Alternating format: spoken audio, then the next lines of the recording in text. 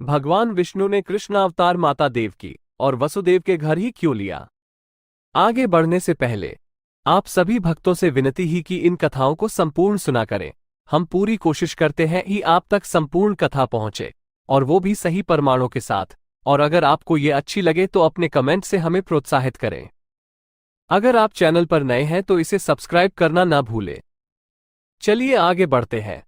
स्वयंभुव मनवंतर में जब माता देवकी का पहला जन्म हुआ था, उस समय उनका नाम पृश्नि तथा वसुदेव सुतपा नामक प्रजापति थे।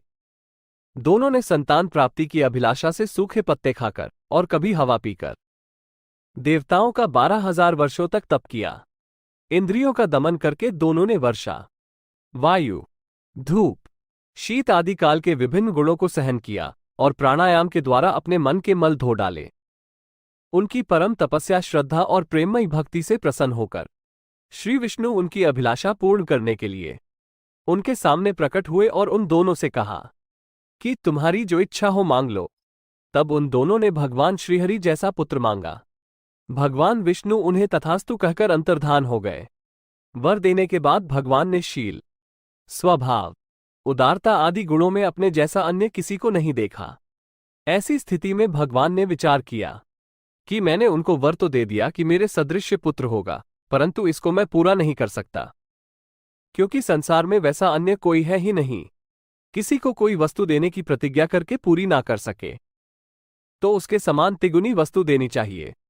ऐसा विचार कर भगवान ने स्वयं उन दोनों के पुत्र के रूप में 3 बार अवतार लेने का निर्णय किया। इसलिए भगवान जब प्रथम बार उन दोनों के पुत्र हुए, उस समय वे पृश्निगर्भ के नाम से जाने गए। दूसरे जन्म में माता पृश्नि अदिति हुई और सुतपा कश्यप हुए। उस समय भगवान वामन के रूप में उनके पुत्र हुए। फिर द्वापर में उन दोनों का तीसरा जन्म हुआ। इस जन्म में वही अदिति, देवकी हुई और कश्यप, वसुदेव जी हुए और अपने वचन को सच करने के लिए भगवान विष्णु ने उनके पुत्र के रूप में श्री कृष्ण अवतार लिया। दोस्तों, आपको ये कहानी कैसी लगी? आप अपने कमेंट्स के द्वारा हमें अवश्य बताएं। ये स्टोरी पसंद आने पर लाइक और शेयर करें।